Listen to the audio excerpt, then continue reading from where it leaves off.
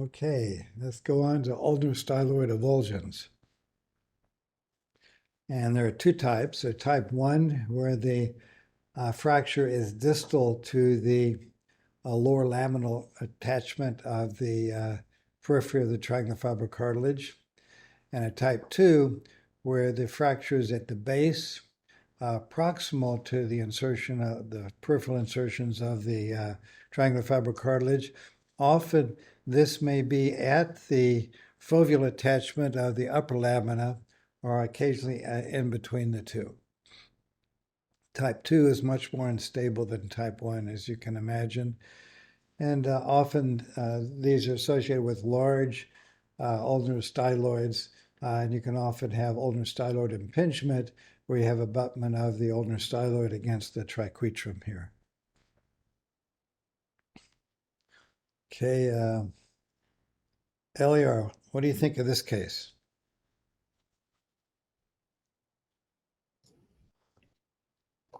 Sorry, my screen just went green. I don't see anything at the moment. Aha.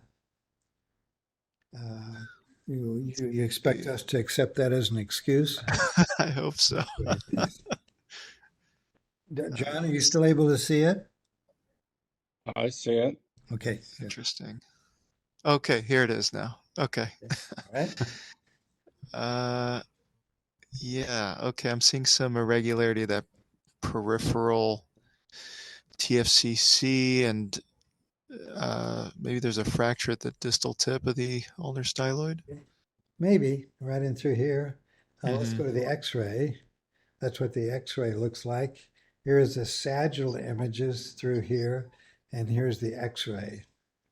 Not the greatest quality, but here we can see that there's kind of a distal fracture here, which you can often better see on X-rays than with MR, because sometimes you'll lose the fat signal. So on T1 weighted images, it'll look dark. And if we go back here, sometimes on the other images, it can be poorly seen as well. So X-rays sometimes are helpful there. Okay, Tayson. All right. Let's see this subchondral cyst in the lunate. I think the ulnar styloid, I'm not sure if I see a fracture there. Just kind of a prominent ulnar styloid here, and you can see a little bit of irregularity of the triquetrum there. So this is a patient who might have a large ulnar styloid with a mild degree of ulnar impingement. In this particular patient, we can see a large degenerative cyst in the lunate. So, okay. All right. So this is on 8/10/2012. It came back a few weeks later, and this is what we see. So now it looks like there's a fracture at the base of the ulnar styloid process, and it includes the attachment of the TFCC there. Yeah. So this would be a type 2 injury. If we go back here, this is before the significant injury. This is then a type 2 ulnar styloid fracture.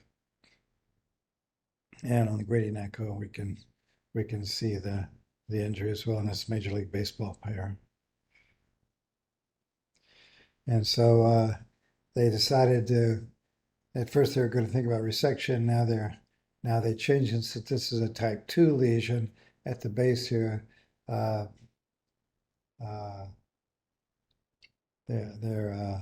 They decided they better go in and do a fixation rather than a surgical resection. Mm-hmm. And do you know if this patient was treated initially? I don't, John. Okay. Because I would have. I assume conservatively, but they were thinking that it was a large ulnar styloid, maybe some ulnar abutment that they were going and just kind of shave off the styloid. Now the patient actually has an actual fracture.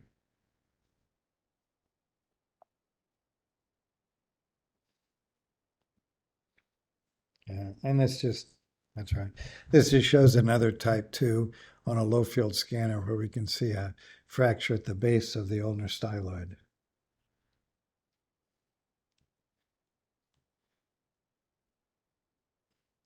And here's what it looked like on the plain film.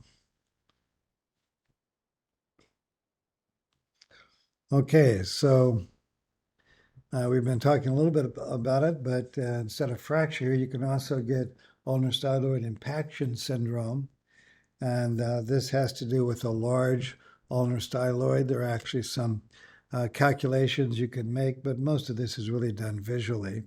And I think you need two things. You need a large-looking ulnar styloid, and you also need to have a bone edema pattern that goes along with it. Without the bone edema pattern, I think it's unlikely that it's going to be symptomatic, or you certainly, if it is, you're just going to treat it conservatively.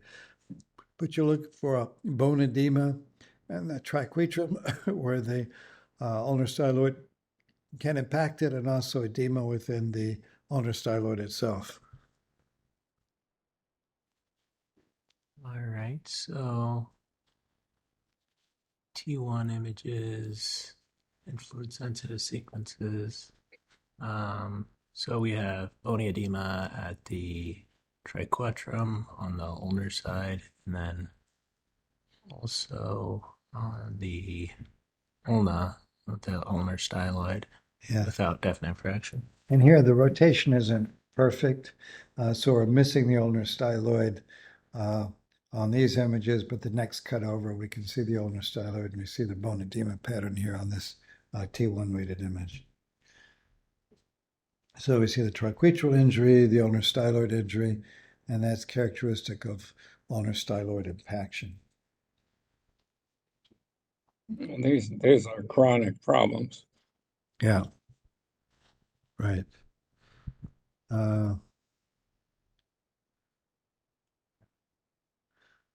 Okay, and here we can see kind of a large fat ulnar styloid in this particular patient. And we can see a lot of signal change within the triquetrum here and here. So this is another ulnar styloid impaction. In this case, the edema is only on the triquetral side. Elior. Right. So here we see a cyst at the base of the ulnar styloid, and there's edema or the fluid collection. On the medial wrist there. What do you think about the bony anatomy here? I mean, it's definitely abnormal. Could it be a post-traumatic deformity, maybe, or?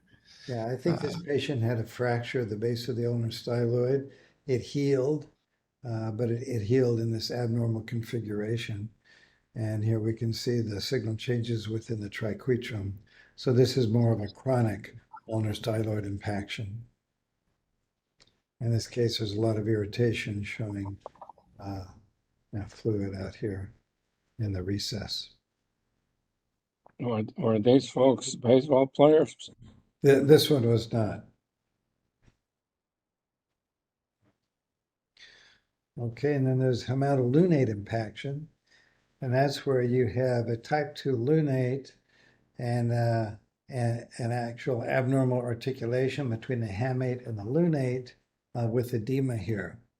And you get type 2 lunates in about 40% of patients, depending upon how sensitive you determine it. So type 2 lunate itself is not necessarily abnormal, but you actually shouldn't have a bony articulation of the hamate and the lunate.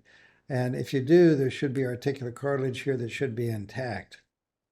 With hamatolunate impingement, you tend to get edema predominantly at the base of the hamate, but you also can get it on the ulnar aspect of the distal lunate here. And if you use fluid-sensitive images with hamatolunate impingement, you often see denudation of the articular cartilage between the two. So, Taysom? So the distal ligaments of the bone would be loose, wouldn't they, to allow Ligament, that to happen? the ligaments between the bones here. Not there, but distal to that, the distal row. Uh, I'm not sure if that's the case, John. I think a lot of these patients, they just have abnormal bony anatomy, which causes the hamate and the lunate to articulate with one another, and the normal force transfer through the wrist don't have the forces transferring through the bones here. Usually the hamate is, the proximal hamate is more distal, and the forces are transmitted through the soft tissues here, not across the bones. And I think that leads, that if you have the bones here, it leads to increased rigidity in this location and trauma to the bone here, because the normal anatomy would just have soft tissue transmission through here rather than bony transmission of the forces. Otherwise, you would have a reaction to the lunate. Yes, you'll commonly get bone reactions on both sides, which is what this is trying to show here. Yeah. Well, I would imagine, though, that the ligaments in a distal row is a metacarpal carpal row would be lax in a situation like that. Maybe, but I don't know. Because that would allow it to then go proximally and impinge. I'm just guessing, John. I don't know. Yeah. I think it's just the anatomy of the bones, or it's built where it articulates where it normally shouldn't. Directly bone articulates, but maybe you're right. Maybe there's some instability involved in it. But I think it's generally thought that it's a congenital variation. Well, yeah, that's congenital lunate, but there has to be something to allow it to go for the Okay. upper bone to go proximally. Okay. So what do you think of this? All right. Definitely looks like there's a type 2 lunate. Is that chondral loss real or is it artifactual? Well, this is a low field scanner. It's probably real, but it's really hard to say on this low field. Yeah, so between the hamate and lunate articulation, there's definitely some chondral loss, but no.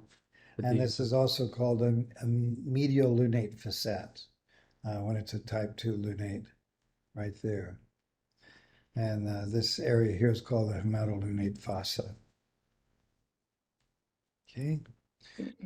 Danny? But that there is no impingement or no problem there. That's what makes it interesting. Yeah.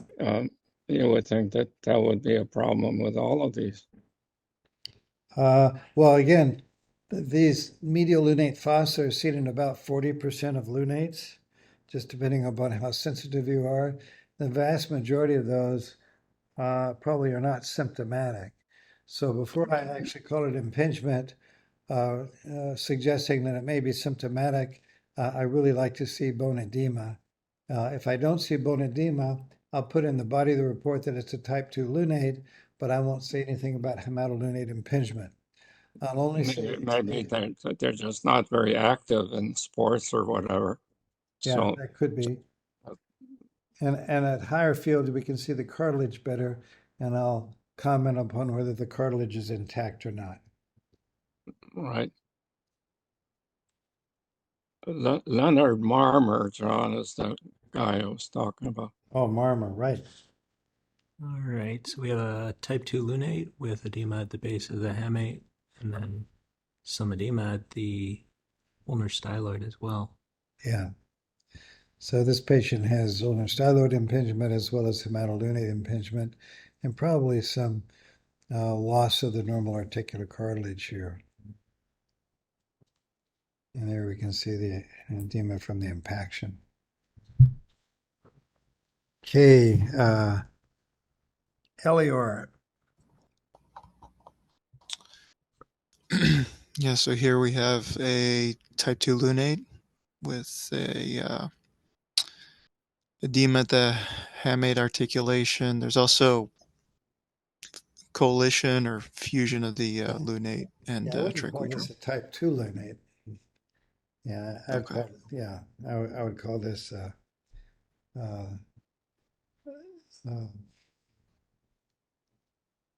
Unitriquetral coalition. coalition. Thank you.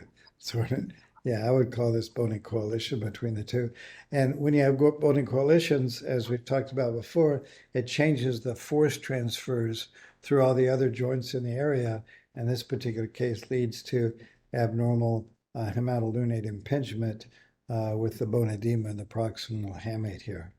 So this is hamatolunate impingement due to a congenital fusion or a bony coalition.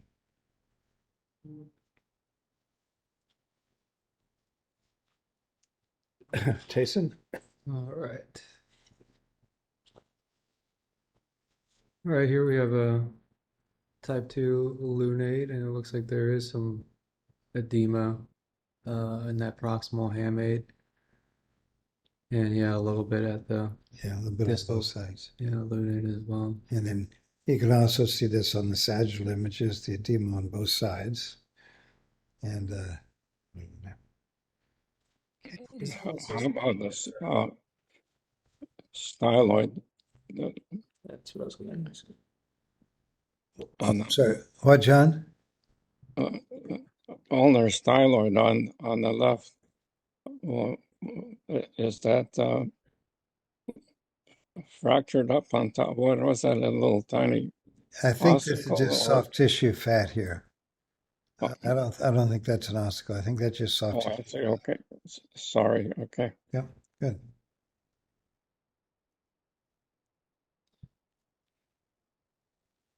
All right, so again, we see some edema at the base of the hamate, and type 2 lunate concerning for impingement.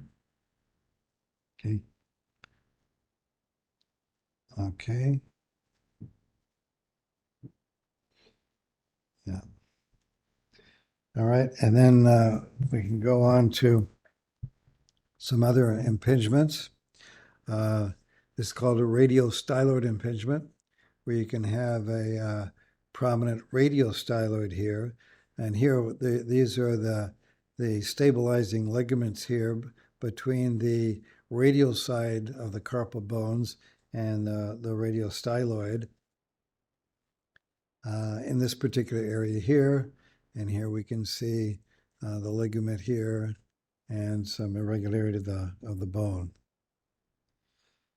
Okay, Elior, what do you think of this case? We've got cystic change where the scaphoid and the distal radius meet, the Okay. radial styloid process.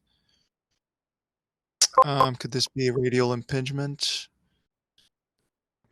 So we can see a large cyst, kind of an erosion type structure on the radial aspect of the scaphoid, and then all this bone edema and cystic change here on the radial styloid.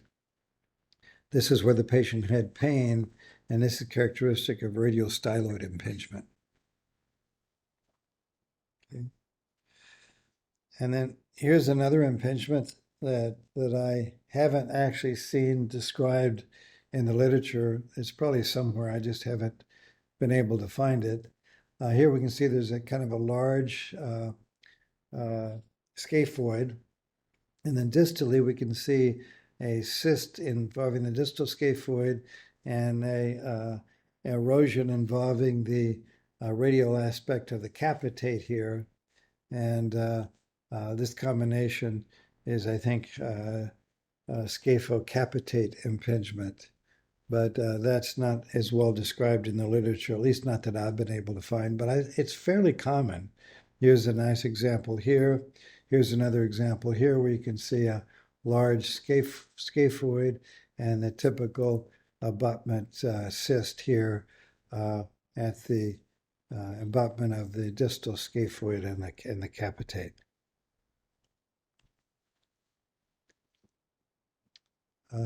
Tayson, what do you think of this case? All right. Yeah, that looks like somewhat prominent scaphoid, and there's some cystic change at the distal pole. Yeah. There's probably a little degenerative cyst in the capitate here, but yeah, that looks like maybe a little bit of a fossa here in the capitate and traumatic injury to the distal scaphoid there. And that was another scapho-capitate impingement.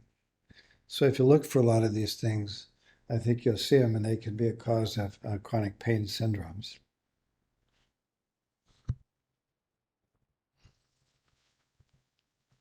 Right.